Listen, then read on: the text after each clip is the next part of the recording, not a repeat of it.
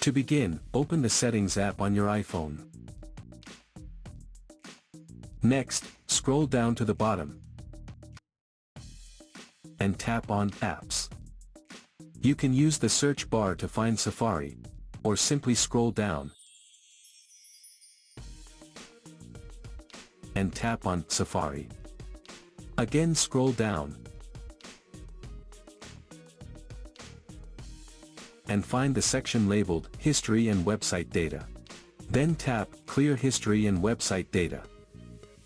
Here, you can choose a time frame, last hour, today, and yesterday, or all history.